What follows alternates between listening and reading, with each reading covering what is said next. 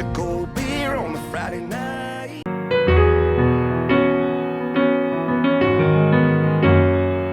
Ladies and gentlemen, my name is Mike Parker. Wrote this song with my buddies Jimmy Robbins and Shot Carter about a girl that I met in California. I hope you guys can relate. It's called Going On Forever.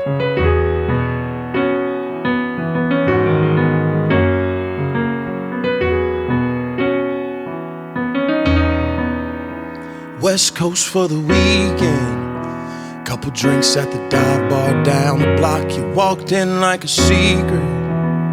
And damn if the whole world didn't stop. And I spent the next 20 minutes trying to take my eyes off you. But I knew it was over from the second I saw you. This could be a one drink going on last call, or a slow kiss going on a fast fall. Could be a hello going on, never saying goodbye again. This could be a new spark going on a fire, or a sunset going on an all-nighter. Could be a good thing going on better. Could be a right now going on forever. And in the next 2 hours went up in smoke. We covered God and dreams and back home folks. I don't know where you've been, but I know where you're gonna be next to me. Maybe one day we'll look back on this night like a movie and thank those Southern Cali stars that brought you right to me. This could be a one drink going on last call, or a slow kiss going on a fast fall. Could be a hello going on, never saying goodbye again. This could be a new spark going on a fire, or a sunset going on an all-nighter. Could be a good thing going on better. Could be a right now going on forever, ever and ever. Going on forever and ever and ever. The rest of your life might start like this, with a guy like me on a night like this. Cause I ain't never been high like this, and I don't ever wanna come down. The rest of your life might start like this, with a guy like me on a night like this. Cause I ain't never been high like this, and I don't ever wanna come down. This could be a one drink going on last call, or a slow kiss going on a fast fall. Could be a hello going on, never saying goodbye again. This could be a new spark going on a fire, or a sunset going on an all-nighter. Could be a good thing going on better. Could be a right now going on forever, ever and ever. Going on forever and ever and ever.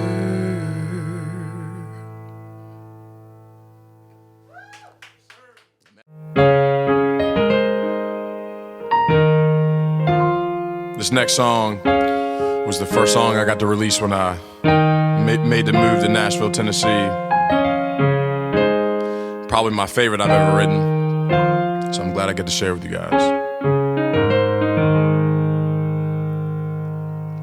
Mama raised me right, sitting front row Sunday morning, even when cash was tight. Dropped a couple bucks in the offering, yeah. That's why I understand that you were all part of the plan. When God made me, He was thinking of you. Ain't no dumb luck, no, I know He knew just what He was doing, going line by line, working on how your hand fits in mine. Love like this ain't an accident. Every little kiss is proof that when God made you, He was thinking of me. When He made me, He was thinking of you, yeah.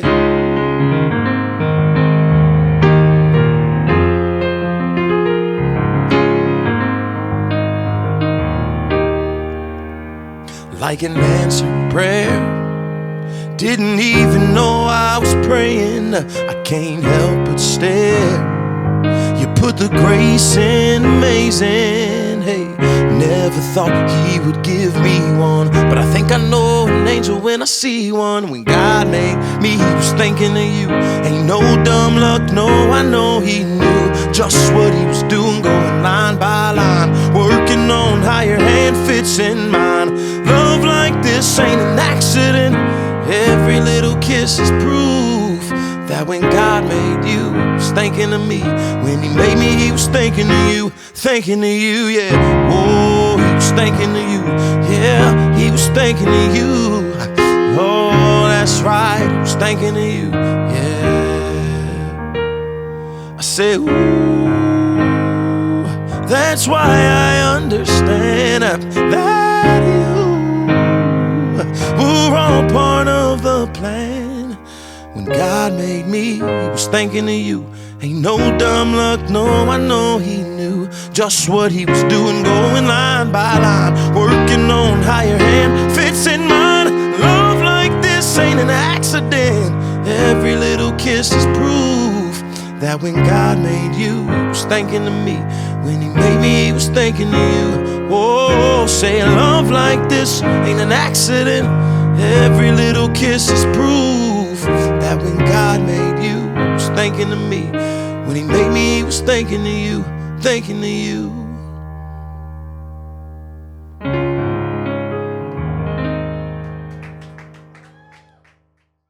Mike Parker. What's up, Origins? What's up? Yeah, baby. started already.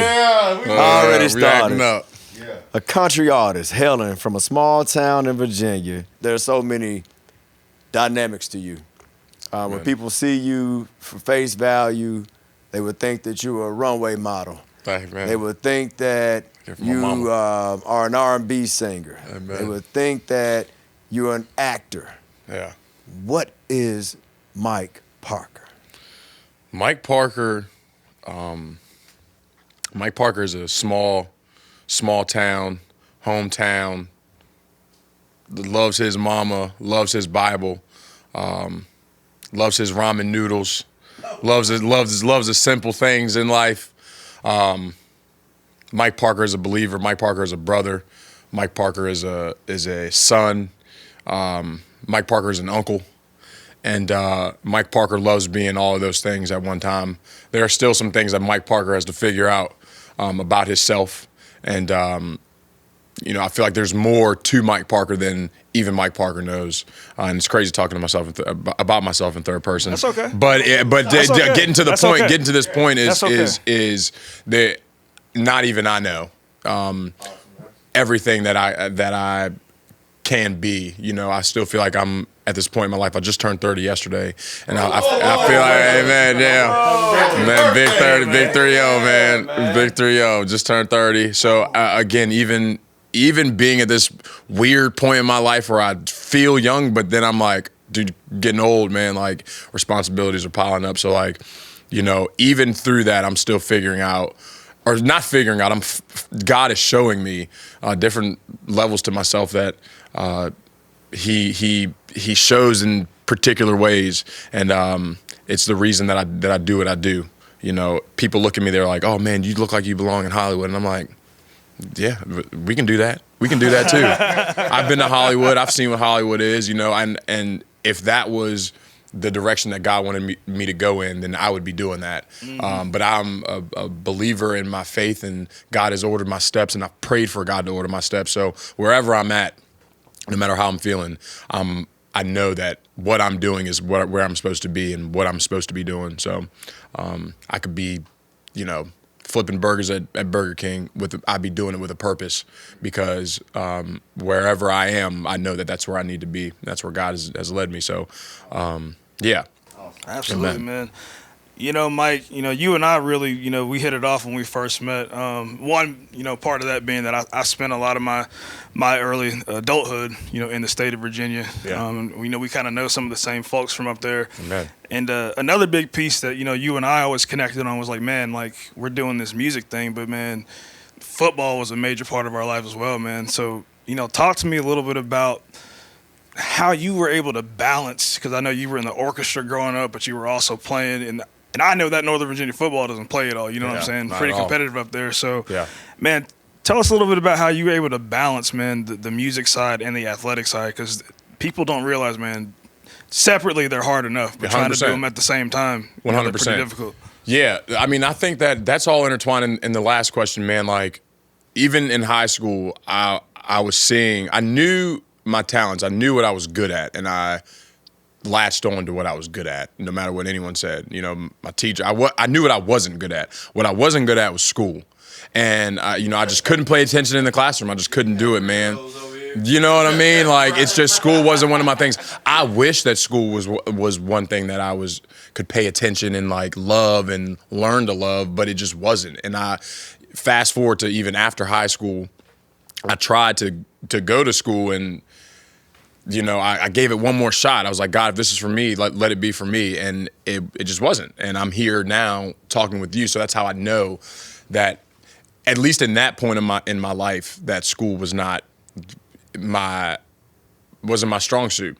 But what I did know playing football was that I could sing, right? And so I'm like, how am I looking like I want to be an outside linebacker, but I'm gonna sing to you after I hit you. You know what I mean? Like that was like that was my play, on things. That was my outlook on football, was that, like, I loved football so much, but I also had this other love that, like, I couldn't get out of my head. I'm like, what do I do with it? I never knew what to do with it. And so I would do talent shows.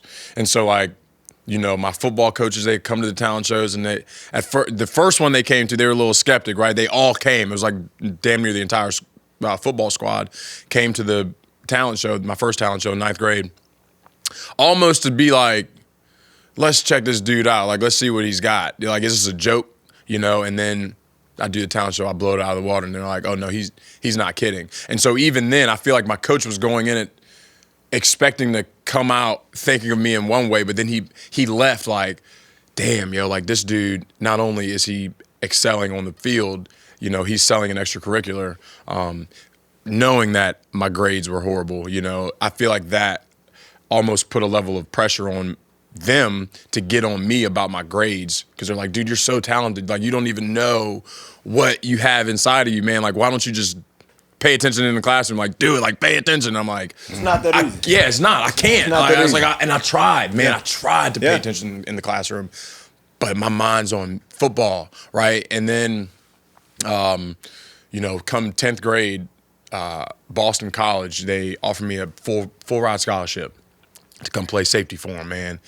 And that opened up the biggest can of worms that I had ever seen in my life. That year, I think I garnished five scholarships my sophomore year. Junior year, I got another 5. And then my senior year, I ended up adding 3 more. One being in the SEC, which is Tennessee, which is I really wanted to go to Tennessee. So where I begged my teachers, man, just to give me grades, what can I do, da-da-da. Steven knows a lot about UT. I don't know how he knew so much about UT. He would have admired the orange, I'm pretty sure. Yeah, man. Man, bro, it's what I wanted to do, man. That's all I could, in 9th grade, I couldn't catch. Right, so me and my brother. That's why I was playing. That's why I made the switch to DB. That's why I made the switch, man. But, like, I knew I had to help my team out. I'm a big team player. I knew I had to help my team out. And so over the summer, my 9th grade, in between 9th and 10th grade, me and my brother, every single day after school, every day, even during the summer, we went out and we ran routes and we caught the ball. We made sure we were good at catching the ball. First things first. You got to be able to catch the ball to be able to help your team. I knew that I didn't want to play wide receiver. I knew that wasn't going to be my end goal. Wide receiver was not. I just did it so I could help my team. My brother, this was we had this, me and my head coach, we butted heads. He thought that there was a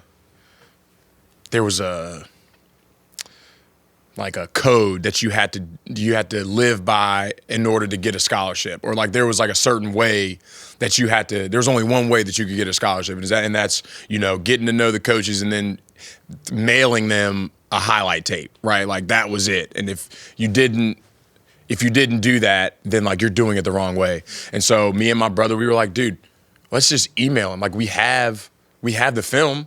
Let's email them. Like, why are we gonna waste money to send them a tape that they may or may not like? Why don't we just email them? And so that's my brother. He said, write down. He said 15 schools, no, 20. It was 20 schools that you would want scholarships from. And this is in between 9th and 10th, where I still couldn't catch. But we had my freshman highlight tape. And my brother sent it out to 20 schools, 20 D1 schools that I wanted. And fast forward, looking back on it, we had 13. Every single one of those schools that I wrote down, except for 7, offered me. And man, and I just say that to say it was so unorthodox. Everything is so unorthodox. Me being here right now, talking to you about country music is so unorthodox. And I got to experience that when I was in high school.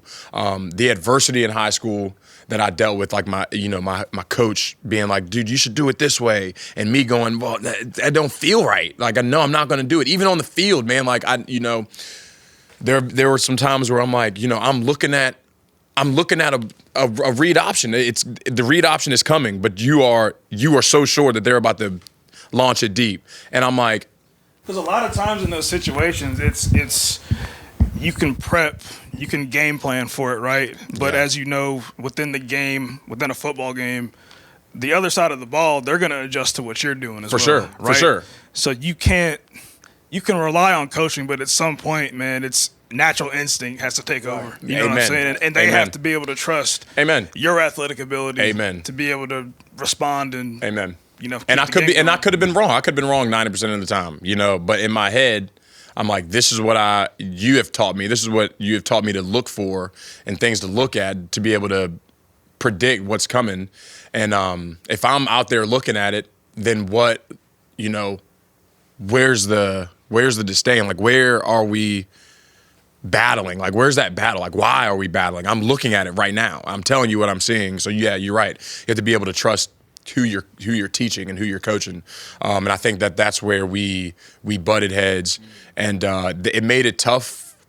It didn't make it tough for him to coach because I'm an easily coachable person, but I feel like it made the team camaraderie kind of dwindled a little bit just because, I'm like, guys, like, y'all could have 13 scholarships just like me. They're like, man, I wasn't the best player on the team. Our running back, he was a dog, and he carried us to the state semis, right? And like, I can't take all the credit for our success. I can't at all. It's a team sport. And football is probably one of the, if not the sport that requires the most teamwork. And just in my personal opinion. I love that. Here's the thing about teamwork, and I'm gonna cut you off just because I just been on my heart ever since I seen the video. If you go viral, and I want to speak on the family aspect of you, with your moms. I think you had a big break, and it went viral for me. I was like, damn, this went viral. Speak on family, how they support system. I know you're already speaking about your brother highly from being there for you. Speak on how that family from your brother is helping you right now with your music career, because I think I saw some big smiles on their faces. You announced like a surprise to them. You did something, and I forget what it was. It might have been CMT Next Artist or something. Or something you did big, but I think your mom and dad were super. Excited. Yeah. When I was the CMT. So speak on how they support you. How your brother or your mom and dad, how that kind of goes in with the family and faith, and them pushing you and still being behind you during this musical journey that you're on. Amen. I feel like it came from.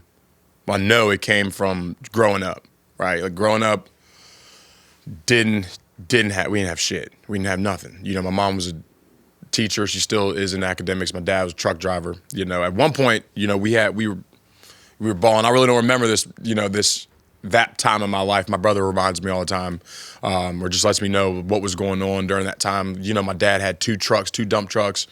Business was good. This is when teachers were making, more than they make now. Lived in a little shack in the country. Driveway was a mile long.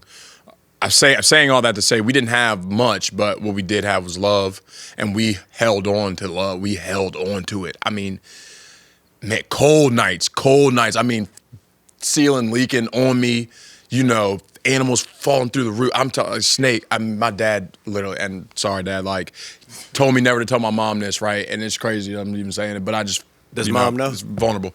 I don't know. I don't know. Right. But I'm laying there one day, man. I was in.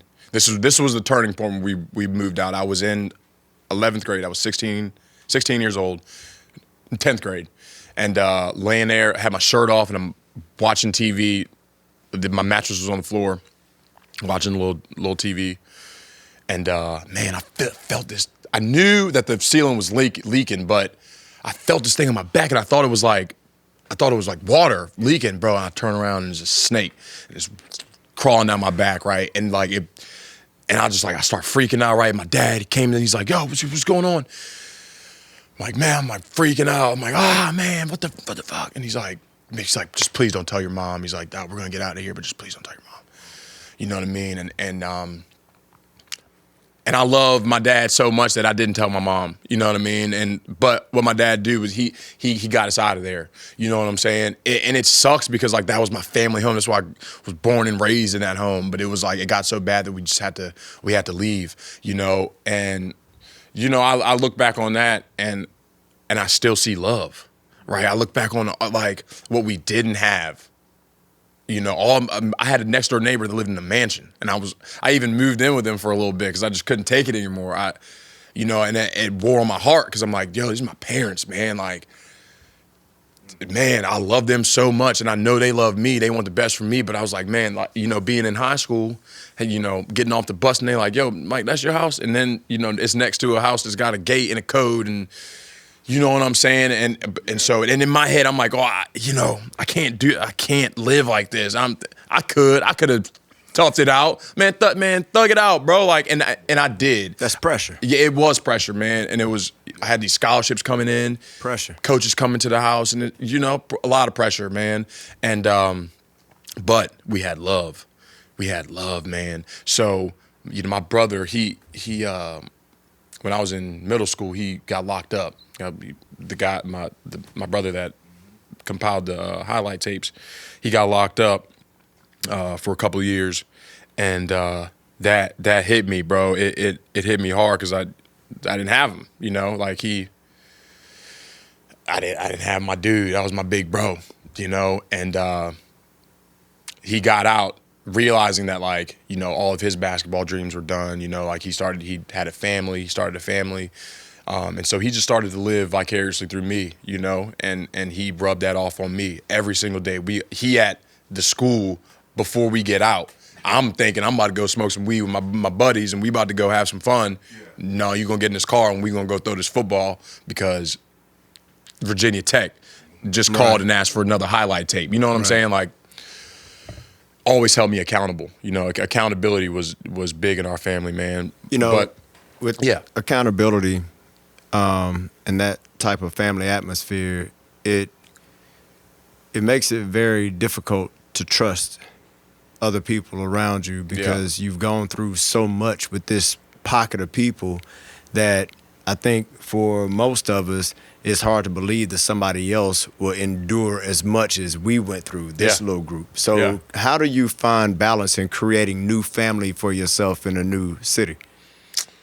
Man, I take what I've learned. You know, I've always like prided myself on like being able to determine if somebody is a good person or not, or like I feel like I'm a pretty good judge of character, and I feel like that comes from, you know, just how I was raised, man. You know, my mom was a teacher, so she had to deal with all sides. Deal with the white kids, the Latino kids, black kids. You know what I mean? It was more white than anything else. I think we had 5 black people in my graduating class in high school. So like, you know, I was taught to just love people for who they are. You know what I mean? And so I moved to a new city, and I'm myself. I feel the more that I act myself and the more that I be myself, I feel like I run into people who are genuine, like yourselves, and it makes it easier to jump and, you know, take risks. You know what I'm saying? And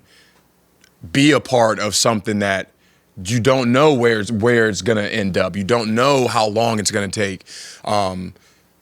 again, faith, and I walk by faith, and I'm a firm believer in ordered steps. So I trust my God when it comes to building a new family and using what my parents and my entire family has taught me. I'm the youngest of four. Is love, man. Is love, man. No matter what, like, man, dead broke, phone bill off, phone off, man. Like, bills yelling at you. You know what I mean? Just, man, everything could be just falling down around you, or it seemed like it's falling down. But, the love and wanting to make my parents proud and letting them know that, like, I believe in my God. I believe in my steps. I believe in my steps that have been ordered. If I give up, that is a testament to my faith. People are gonna question if I believe in myself or if I believe in my God. And I do. So that's why I walk around with a smile on my face, even though everything could be going wrong. So Mike, you've done a lot in your music career, man. You've done Idol. You're working with Jimmy Robbins, who's a prolific, songwriter and just I got chills when you said connector, man. You're running your distro through Empire. Man, I know we're talking about faith, but in your mind, man, like what is next for Mike Parker? Like where do you see yourself going from here, man? Because we talk about it all the time. Like Mike, you were one step away from arenas and festivals and all sorts of things, man. So what's next, man? Yeah. What I want to come next and what is gonna come next, I think sometimes or a lot of the times are different. I can answer like this. Whatever comes next, I want to be prepared. For it. Come on, boy. I want to be prepared for it. When I just got back from a Luke Combs concert, and I had seen him in D.C. 2 weeks ago, but one of my roommate's girl, she works for his management company, so we get free passes. And the first time I went, and I was studying a little bit. I was like really trying to like dial in. I tried to dial in, but we were having fun. We were drinking a little bit. This time, I'd already seen the show before. It's my birthday. I wanted to, have fun. I knew I had this. So I took a little chill pill. Took a little chill pill last night. Hold on, was that commitment? And I studied. And I studied. People, Haley, she was like, Mike, you okay? Like, what are you doing? Like, what's your beer? And I'm like, I'm good. I'm straight. I'm studying. Like, this is what I do. There's a meme and there's a concert going on. Oh no, there's a football game going on. And then there's a dude who's got all his pads on in the stadium, and he's like looking down at the field, and it's like what musicians feel at a concert. It's like I should be up there right now, but like I don't look at it like that. I look at it like my time's coming. Mm-hmm. Whatever comes next, I'm gonna see. I have to be able to see things. You got to show me. You know what I mean? Like, right. And that's how it was with the music when I did orchestra. I couldn't read music, but I convinced my orchestra teacher that he could trust me. I could tune my own guitar, tune my own bass. Couldn't read the sheet music. Damn, Nick Cannon. But I could watch. I could watch who was supposed to be first chair. Yeah. And if I see him do it one time, I got it. Almost like a drum line. That drum line, take on it. Didn't really know what I was doing, but I trusted myself. Right. So, yeah, man, I'm like.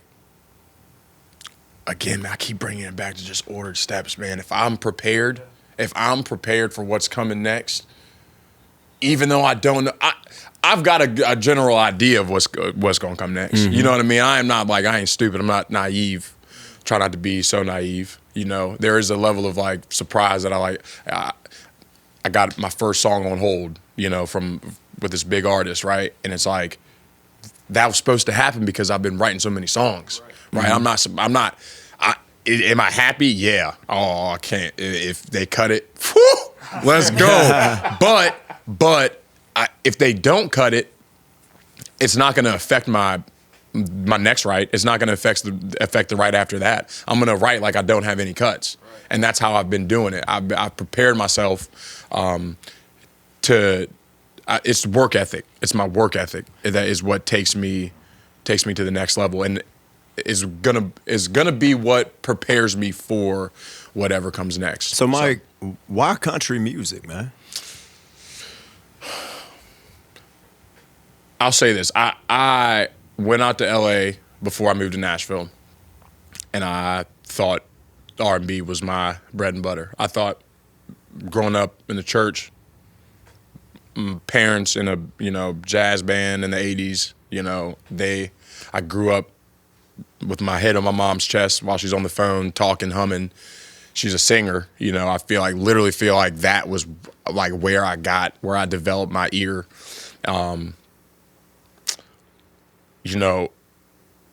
Like I said, we grew up in a predominantly white area in suburbs. We lived in, in the country, in the suburbs. That makes sense. One of those one-off roads at 2 miles long, and then your driveway's a mile long. Country was like I am country, And then I moved out to LA, and I almost felt like a sore thumb, like I stuck out, because I had this like country this country tone, but you look at me and it's like, oh, dude, like, you look like Will Smith is what I get a lot. And it's like, yeah, are you an actor? Are you, like, what are you? Who are you? And again, I feel like I was doing it by myself because the work ethic out in LA is just a little bit different than the music industry here. It's tougher. It's tougher because there has to be a level of clout, or there's got to be a level of fame before you can get in with some people out there. It's not that way with everybody out there, but the majority of the people, the majority of the creators out there, they don't want to work with everyone until it doesn't work. Here, they're at least going to give it a shot. They're going to give you a shot. And, if you're smart, then you'll do it the right way. If it works for you, then you'll keep it going. If it doesn't work, you either got to figure out how to cut ties with it or make it work, in a sense, or like figure out the best parts and then use that to, to better both parties. You know what I'm saying? If that makes sense. I felt like I didn't feel right in my own skin when I was out in LA making R&B music. And so then I auditioned I actually stopped making music for a while. I met my girlfriend out there. COVID happened. I got that unemployment money, and but you know what I did with my unemployment money? What you do? I spent it on music equipment. Probably now I look back on it, I spent it way too much on the music equipment that didn't add up. Like I shouldn't have got this with that. I just got this because it was the hottest thing on the market right now. And I'm like, everybody got an Apollo. You know what I'm saying? Right. Let me go get that. And everybody got a manly reference. Yeah, everybody got a manly reference. Let me go get that. But I was running through GarageBand. And so, man, I'm like, wow, why'd you do that? It's so dumb, so dumb. But that's what I did. But I knew that, music was it. I was unhappy in my relationship. I was in the marijuana industry, corporate industry, and it was great. I was working a lot of hours, getting paid a lot of money, but I was unhappy. And I'm like, dude, I moved out to California, the sun, the weed, the women, with all due respect, like, it is great. This is my vibe, but I'm unhappy. You know what I'm saying? Like, I'm unhappy. Why? When you speak, I see you go through transitions, and what I mean by that is you'll speak about home. You'll speak about that mile-long road. Yeah. And I see a level of emotions that start to brew up inside of you when you put yourself back at that time, right? Yeah. And then you'll fast forward to where you are. You're deeply attached to your roots, that 1 mile long road. Yeah. You're deeply attached to the leaky roof, right? What is driving you, Mike? Like, what is literally driving you to make sure you get to where you're trying to go? It's like a two-part answer. they knocked down our house. So when they got foreclosed, the house with the leaky roof got foreclosed on, and they knocked it down. Our neighbor who we got along with. I don't think my parents really, or my dad really didn't get along with this lady, but she ended up buying the land, everything. But it's protected because she bought it. And I go back now, and they are tearing that, like my road, they're tearing it up. I think they're just building house after house. You know what I mean? Like they're ruining my childhood. And I'm telling you, man, I'm gonna go back and I'm gonna buy that land. And I know I haven't talked to her yet, but I know that that's all God. It's all God's steps, man. Like there's just something in the back of my head that's like, man, you gonna get that land back. You gonna build a house, and you're gonna do it before my parents. My parents go to see my God. 30 years. Yeah. 30-year-old man. Yeah. You've seen quite a bit so far. 30 is magic. Yeah. I'm telling you, when you hit 30, mentally things start to adjust on their own. Amen. You got a song called Better Man. Yeah. You're speaking about going back to your hometown, buying this property back, and doing these wonderful things with it. What does a better man look like to you, from Mike Parker now to Mike Parker at 40, Mike Parker at 50? What is that progression of that better man? Yeah. I feel like I'm always trying to be the best version of Mike that I can possibly be, better than yesterday. That I'm gonna make mistakes where there's gonna be some days that are gonna be better than others, or days where I'm gonna think that I shouldn't be doing this. You know what I'm saying? Like I'm just gonna I know I'm gonna have those days. Those days are inevitable. My buddy Paul McDonald, I had my first writers round, and it was out at Loretta Lynn's ranch a couple of years ago, and I asked him, man, I was like, well, it had been some time since I'd seen him. I hadn't seen him in a while, maybe like 5 or 6 years, and he's just been bulldozing through Nashville. And I asked him, I was like, well, what is it? Like, what is it about, or how? I asked him, how is it? How is Nashville? Because I had just moved here. And he looked at me, he said like this. He goes like this.